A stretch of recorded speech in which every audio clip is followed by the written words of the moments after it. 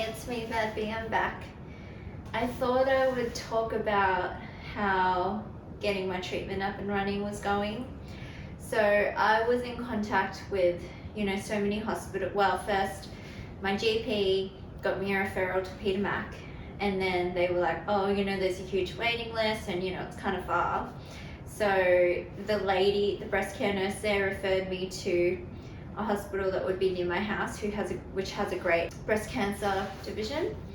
And I was emailing back and forth with the breast care nurses there, which they're so nice and so accommodating and kind, and trying to get my treatment and appointments up really quickly. Anyway, so I arrived back in Australia on the Thursday morning, and they had an appointment for me a couple of weeks later.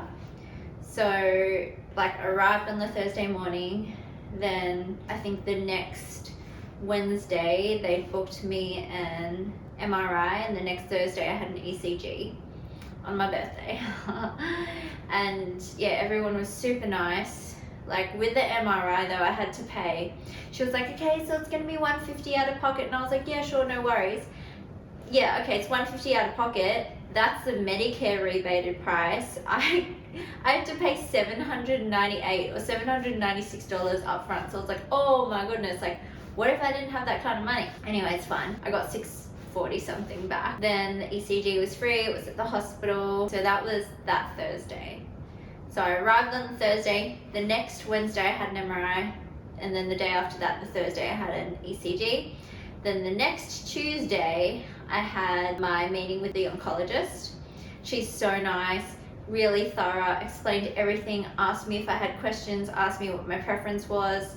And she's like, look, you missed 2 Taxols, but this weekly Taxol is actually divided into 3. So I had 1/3 of a dose. But it's been more than a month now. So I'm just thinking whether to continue with the Taxol or to start you on AC. And she's like, and I was like, well, how soon could I get treatment? She's like, yeah, ASAP. And I was like, okay, yes, that's really good, but then ASAP isn't a set time or day. She's like, look, if we can't get you AC in the next week, then we're gonna do Taxol. So I had the meeting with the onc on Tuesday, so yesterday.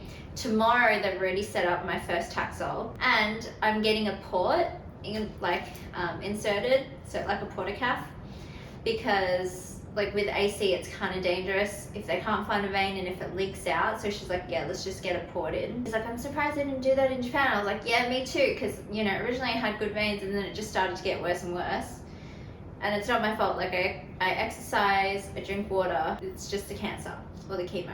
Yeah, I'm getting the port next Tuesday, and then they'll move my AC chemo up to next Wednesday. So everything is just kind of happening, and happened within the next week or 2 weeks, which is amazing. But yeah, I'm really impressed. Everyone's just so nice, so genuinely nice.